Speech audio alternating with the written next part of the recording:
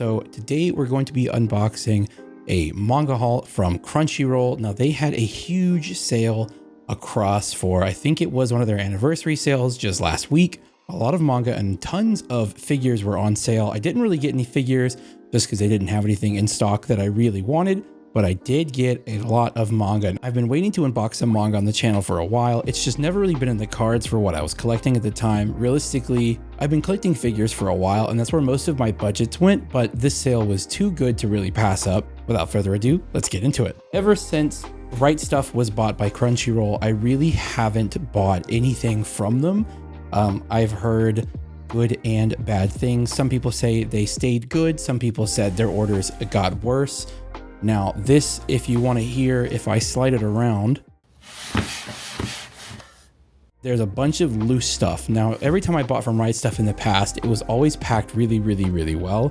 So I'm praying that it's still packed well, but it doesn't feel like they used anywhere near the same amount of packing material that they used to. Let's go ahead and get into this box. Now we have some packing paper, but it's not a lot. Like, that's it. So I'm not too sure who packed this one, but I can definitely see why it was sloshing around in there. Looks like we have a promotional material piece on top for 7 Seas. Nothing too crazy here. And this was supposed to come with one of the Kaiju 8 volumes that I bought. Also nothing really impressive, but it's kind of cute that it came with it. I'll likely just put this next to the manga on the bookshelf and that'll be it. So moving on to what we have, you can see like that was only 3 books. Like, that's a huge cavity. But first we have Kaiju number 8. Now I did enjoy this anime a lot. I watched all of the first season, so I will be picking this up starting from volume 1. And we'll be reading this slowly but surely. I wanted to pick a lot more of this up on sale, but oh, you can even see there's a big gash right here. But that doesn't really bother me. You can't really see it unless light's on it. But I did want to read a lot more of this and buy a lot more at the same time. But this was the only volume that was in stock by the time I got around to the sale. That just wasn't possible. So we're stuck with volume 1. You know, fantastic art as always. Heard good things about the manga, just as good as the anime, so I'm excited to pick this up and continue where the anime left off, I believe around volume 4 or 5. Moving on to the next series, I believe I only got 2 of these volumes, which is Sword of the Demon Hunter. I know nothing about this series at all. Honestly, the covers are what kind of drew me to it. It was really cheap on the sale. I believe these are on like, I think they're 13. I'm not too sure. Yeah, they're 14. Holy shoo. Okay, they're 14. That's kind of disgusting. But yeah, this series covers just looked really good. The art overall looked really good. The story seemed interesting from the back of the book. And I'll flip through volume 1 just a little bit to show some of the art. But yeah, it looks like it has good action, good overall drama, good main character design. Really enjoy the way that they look. So just excited to kind of dive into this. I do know, I believe that this had a anime announced. I could be wrong, but I swear it did. So hopefully I can get a couple volumes into this before that comes out.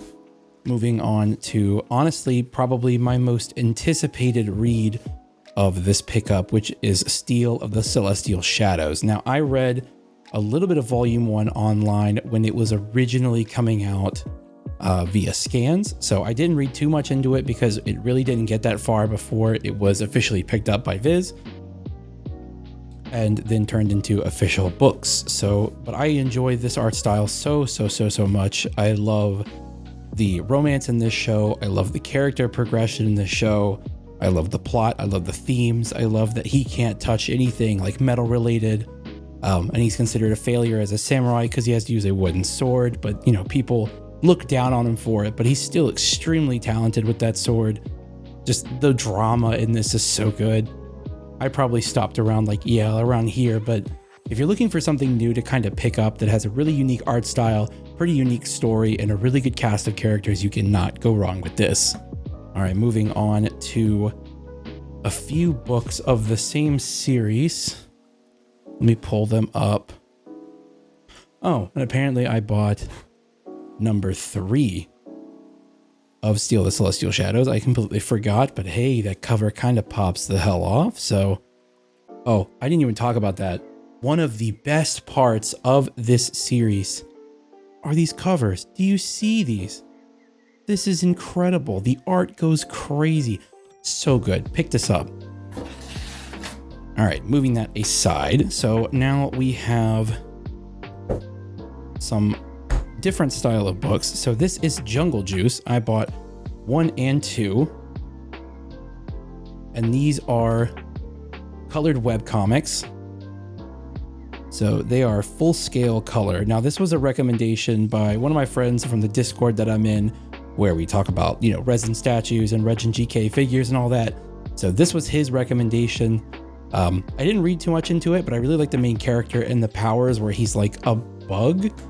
I'm not too sure on it.